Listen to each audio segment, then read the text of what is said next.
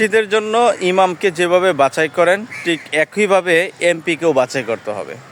কারণ এই এমপিও যদি যখন আপনার ভোটে এমপি হয়ে সংসদে গিয়ে কোনো খারাপ কাজ করবে, ওইটার অংশীদার আপনিও হবেন।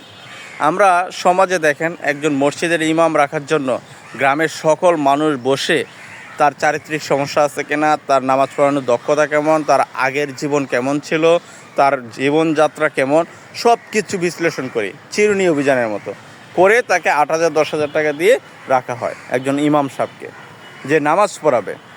অথচ আমরা যাকে এমপি বানাচ্ছি, এই হাজার হাজার মানুষ ভোট দিয়ে যাকে এমপি বানাচ্ছি, যে আমাদের প্রতিনিধি হিসেবে সংসদে অংশগ্রহণ করবে, সংসদের একজন মেম্বার হবে, পার্লামেন্ট অফ মেম্বার, আমরা কিন্তু তার সম্পর্কে এতটা জানি না, তাকে চিনিও না। অনেক ক্ষেত্রে তার সাথে কথা বলার সুযোগও হয় না। মনে রাখবেন, আপনার এই মূল্যবান ভোটে আপনি যাকে এমপি বানাবেন বা যাকে জনপ্রতিনিধি করবেন, সে যে কোনো অপরাধ করবে সেটার অংশীদার আপনিও হবেন, এবং ভালো কাজ করলে সেটা সওয়াব পাবেন। হ্যাঁ, একইভাবে ভালো কাজ যখন করবে সেটা সওয়াবও পাবেন। সুতরাং সামনে নির্বাচনে আপনি যাকেই মনোনয়ন করেন না কেন, যাকেই আপনি সাপোর্ট করেন না কেন, ভেবে চিন্তা করবেন। মনে রাখবেন, আপনার একটি ভোটেও ও এমপি হয়ে যেতে পারে।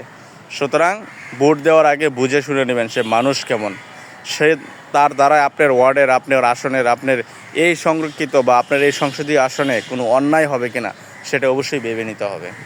আমরা একজন ইমামকে যেভাবে বেছে নিই, একইভাবে একজন সংসদ সদস্যকে আরও বেশি ভেবে নেওয়া উচিত।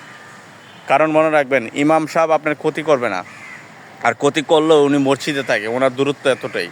আর একজন এমপি আপনার পুরো এই থানাটাকে 3টা 4টা থানা নিয়ে সে নির্বাচন করবে।